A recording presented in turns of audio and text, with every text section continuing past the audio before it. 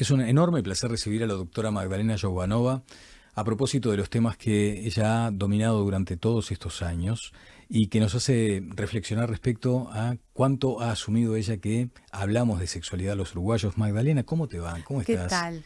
¿Qué tal, Daniel? Un placer. Muchas gracias por la invitación. Es un placer para mí para hablar justamente de la sexualidad en este tiempo, en tiempos agobiantes, muchas veces de estrés, de la sexualidad asociada también a la salud mental, a los equilibrios necesarios que tenemos en nuestras vidas. Pero si te parece, comencemos con un dato bien reciente. Hace un ratito nada más estaban aquí dos chicas emprendedoras, muy pujantes, que conoces muy bien por Sí. otra parte, y que un día decidieron resolver un asunto que ustedes, las mujeres, lo tenían muy presente, que resultaba muy molesto muchas veces, pero lo mantenían oculto. En esa cosa íntima de no poder decir, de no poder hablar de un problema que se vincula, por ejemplo, a la sequedad vaginal. Y ellas decidieron dar el paso y decir, vamos a encontrar un problema para solucionarle la vida a tantísimas mujeres. Me lleva a preguntarte, ¿hemos evolucionado como sociedad? ¿Seguimos siendo pacatos? ¿Seguimos siendo pudorosos en demasía? Sí, y eso hay un sesgo ahí. Hay varios temas a partir de ahí. En primer lugar, sí seguimos siendo muy pacatos. Tenemos un discurso diferente, públicamente correcta, Ujú. ¿no? Públicamente correcto, pero en el fondo sí.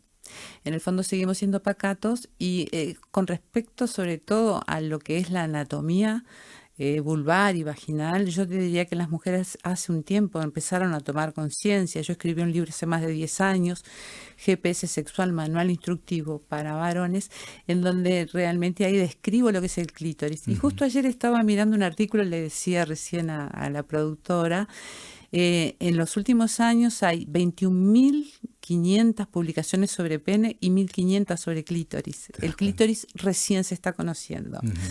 Y en cuanto a Serrana, a las chicas que tú nombras, que las conozco muy bien, unos productos excelentes, sí, está muy bien utilizar para la lubricación, pero excepto en los casos de menopausia donde ahí hay que tratar a la paciente con productos farmacológicos. Claro, para eso está la consulta médica Sí, siempre claro. tan Sí, relevante. sí. Magdalena, y decíamos también eso, ¿no? Que tenemos hacia afuera un discurso de pronto progresista, si se quiere, en términos, ¿no? Pero seguimos transformando episodios ya superados en mitos. Y ahí me lleva a hablar de la sexualidad de este tiempo. ¿Tenemos más o menos sexo que antes, por ejemplo? Bien, si hablamos en términos de relaciones Sí. sexuales o coito, en general en el mundo entero, ya hace unos años y pre-pandemia, esto no fue Ujú. por la pandemia, aunque la pandemia lo empeoró naturalmente, eh, hay menos sexualidad, menos relaciones sexuales. Eh, Pero haces una interesante ese matiz que le incorporas. Hay menos relaciones sexuales. La pregunta es, ¿hay menos sexualidad? Sí, bueno, acá vienen muchas cosas. Lo increíble, y esta vez creo que lo hablamos el otro día, ahora se habla muchísimo más de sexo, cosa Ujú. que yo celebro muchísimo. Claro. Lástima que a veces se bastardee, ¿no? Con las Ujú. cosas. Digamos, la verdad, el sexo vende. Claro, ¿Eh? exacto. El sexo vende en cualquier cosa. Ujú. Pero se habla muchísimo de sexualidad, a veces sin conocimiento suficiente, y hay gente que inescrupulosamente y publica cosas sin tener un conocimiento cabal sobre el tema, ¿no? Ujú. Entonces también hace que eso, la sexualidad ahí se bastarde un Sí, poco, se ¿no? banaliza Se la banaliza el tema. discusión. Ujú. Cuando yo recuerdo que, ay, capaz que te lo dije, lo he dicho tantas veces, en un libro que yo escribí sobre amor y sexo, yo digo que el paciente que va al consultorio sexológico piensa que va a desnudar el cuerpo y en realidad va a desnudar el alma, porque hablar de sexualidad es algo mucho más profundo de lo que la Claro, gente en general plantea, claro. ¿no? Allí es donde me gustaría detenerme en eso que hablamos el otro día en la radio. La sexualidad asociada a la salud mental. Ujú. ¿Cuál es el grado de conexión allí? Todo. A ver, nuestro cerebro tiene todos los centros para guiar y hacer funcionar todos nuestros aparatos y sistemas y órganos. Y por tanto, si en el cerebro está transcurriendo alguna cosa que impida, obstaculice, avergüence, eh, de ahí podemos hablar de todos los trastornos que quiera desde el punto de vista psiquiátrico, eso va a obstaculizar la relación sexual y la sexualidad en general. Ujú. Por ejemplo, yo siempre pongo un ejemplo que creo que lo decía en la radio también. Yo te haría la pregunta a vos, Daniel. Si vos estás con una depresión, ¿sí? ¿Vos tendrías ganas de tener sexo? O si viene un amigo tuyo y te pregunta, sabes que está con una depresión, ¿vos le aconsejarías anda a tener sexo? Seguramente no. Seguramente no. El sentido común nos dice que no. ¿Por qué? Porque todos sabemos que en la depresión es la vida o la muerte, en términos más drásticos, si se quiere, porque la persona que está deprimida está luchando en realidad por salir, por su vida. Entonces, lo primero que tenemos que hacer ahí no es tratar el problema de la disfunción eréctil, por ejemplo, ni que tengas más sexo, es tratar la depresión primero. Claro, claro. Te das cuenta que conforme va avanzando el tiempo, debemos hacer como una especie de refresh, si se quiere, de la terminología. Hoy por hoy, ¿se sigue hablando de disfunciones sexuales? Sí. Bien. Está de hecho así en un capítulo en íntegro de la Academia de Psiquiatría, ¿no? Perfecto. ¿El orden, digamos, o ese ranking de disfunciones se mantiene hoy? Sí, sí, claro. Sí. En el número 1, por ejemplo, me imagino que hay una distinción entre hombres y mujeres también. Sí, claramente. naturalmente. Sí. Lo que ha variado mucho son dos cosas en el último manual, porque son manuales de la Asociación Psiquiátrica Americana, que es el Manual de Diagnóstico y Estadística. Entre el 4 y el 5, que el 5 es el último, dos cambios muy importantes desde mi punto de vista. A ver. Una, que la definición de deseo sexual hipoactivo, que es la disminución del deseo sexual, antes era igual para ambos géneros. Luego, cuando se estudió bien hace poco, recientemente, la sexualidad femenina, se le cambió el nombre y se dio otra concepción. Ahora se llama trastorno del interés y excitación sexual femenina porque ahí se superponen dos etapas de la respuesta sexual.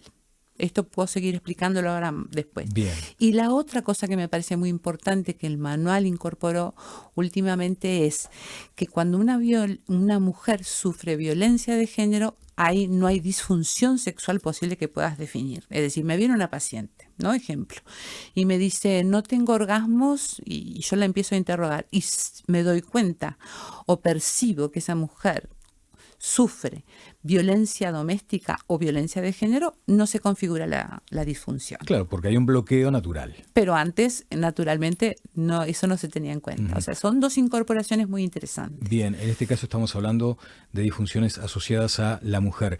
En el hombre, que además tiene esa connotación cultural brutal, seguramente está la disfunción eréctil y la eyaculación precoz. También. El 30% de los varones tienen eyaculación precoz y la disfunción eréctil, claro, varía de acuerdo a la edad, ¿no es cierto?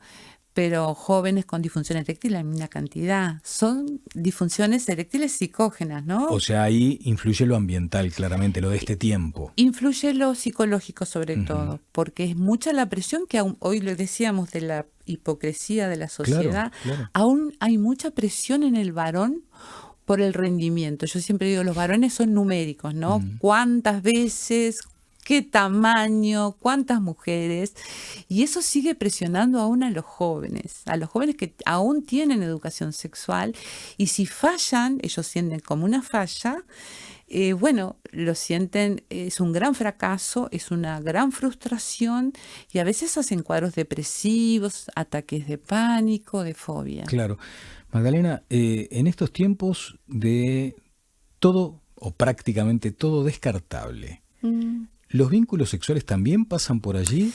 Y bueno, un poco los vínculos sexuales y los no sexuales, ¿no es cierto? Vemos poca gente que se casa, vemos más gente que se divorcia, nadie se casa actualmente.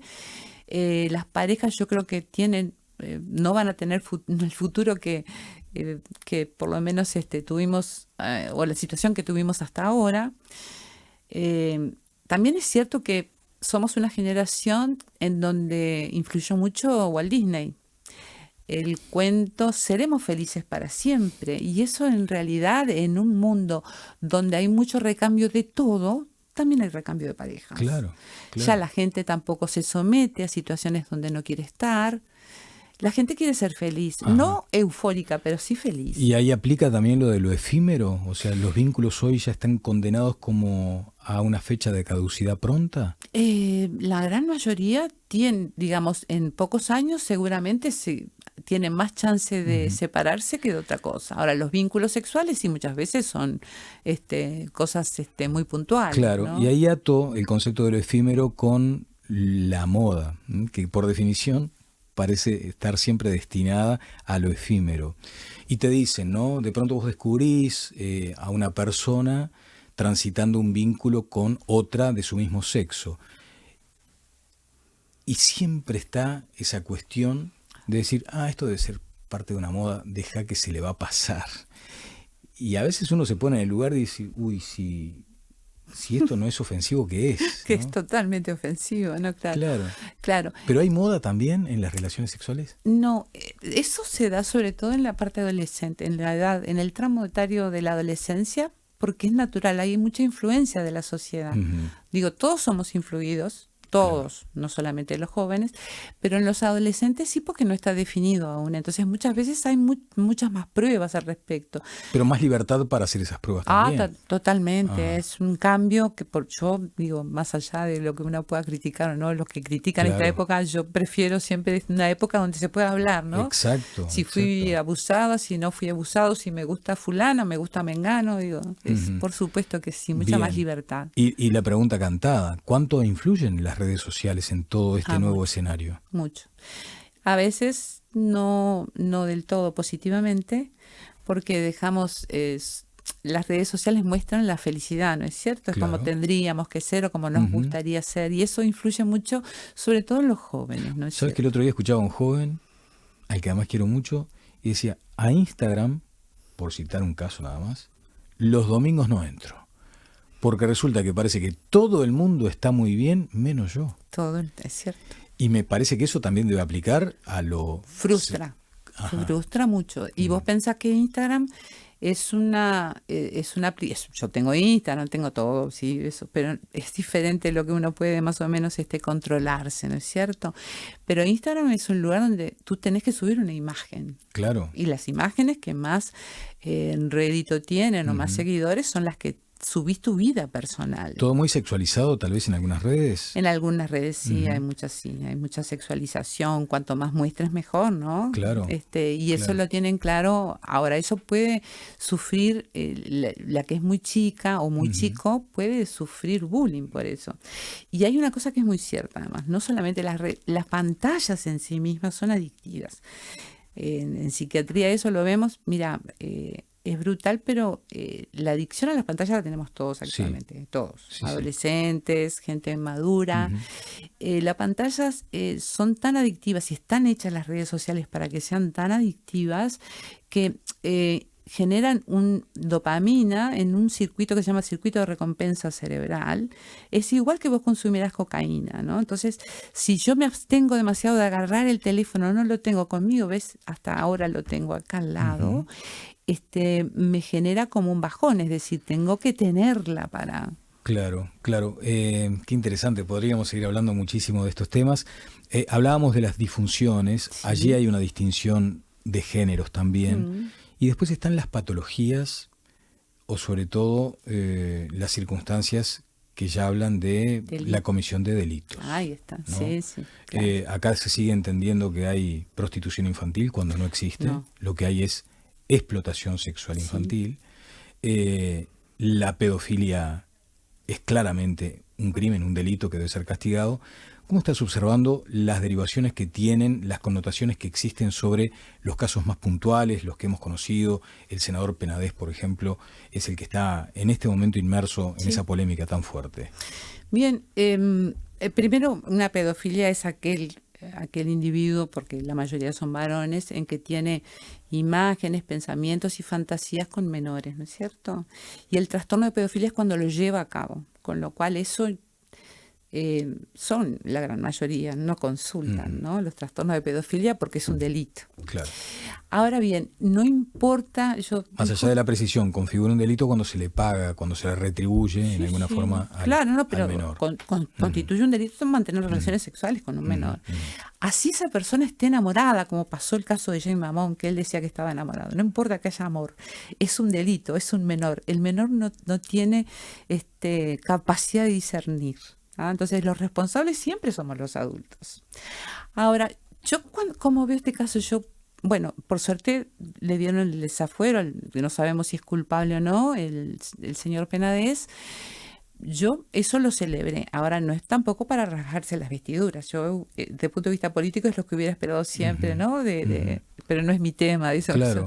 Sí, pero me parece que el caso Penades no es un caso aislado. Penades, lo que pasa es que es un senador. Ese es el punto al que quería apuntar. ¿Cuántos Penades hay? Pero por favor, en medicina ya hace años se decía, de cada abuso sexual, violación, hay 5 no denunciadas. De cada una denunciada hay 5. Claro. En el caso Penades no quiero ni pensar cuántas debe haber seguramente. Sí, ¿no? Y además hago la rectificación. En la eventualidad de que sea encontrado culpable, estará ese caso, pero ¿cuántos habrá similares que nunca conoceremos? Pero cantidad. Porque volviendo sobre el supuesto de la culpabilidad, lo cual no está demostrado todavía, uno se pregunta cómo pudo pasar que durante tantos años eso se mantuviera oculto. Sí. Tú sabes, además, yo eso no sé si te lo mencioné, no quiero ser reiterativa, pero justo estaba hablando con Garcés y yo les contaba que en Canadá, por ejemplo, lo que pasa es que, claro, es una cuestión muy, muy cuestionable, ¿no? Hay pruebas definitivas, porque muchas veces no tenés pruebas. Claro. En Canadá se utiliza lo que se llama la pletismografía peniana, es decir, tú le pones a un individuo que ya tenés pruebas, pero que no te dan como para continuar el proceso, ¿no es cierto? Pero haces una pletismografía peniana, le pones un dispositivo en el pene y le mostrás videos eróticos de niños. Y eso es casi infalible. Se utiliza, como el polígrafo, claro, digamos. Casi exacto, pero lo que pasa es que claro, es un poco cuestionable que la justicia utilice videos pornográficos de niños, pero es realmente una prueba genial. Claro. ¿No? Sí, ahí habrá que medir cuál es el beneficio superior, ¿no? Si detectar la culpa de un delito, en la comisión de un delito, o bueno, estas cuestiones que tienen que ver ya también con lo ético, lo moral, en fin. Bueno, Magdalena, muchas gracias por estos minutos. Por favor, gracias a ti, Daniel. Y tenemos de aquí para adelante, tendremos que hacer un consultorio. Sí, hacemos de neuropsiquiatría también cuando quieras. Que también eso es importante, ¿no? Sexóloga, tuviste además no digo valentía, pero sí la actitud de comunicar estos temas, más allá de que a veces había como ciertas, ¿no? Pero después le incorporaste también esa cuestión de la medicina aplicada a lo sexual. Sí, es fantástico. Aparte la Universidad Favaloro es una universidad maravillosa. Claro, te dio como toda esa proyección que ahora ostentas. Muchas gracias, Magdalena. No, gracias a ti, Daniel. Muchas gracias por la entrevista. La doctora Magdalena Jovanova estuvo con nosotros aquí en Canal 11. Este es El Plan Continúa.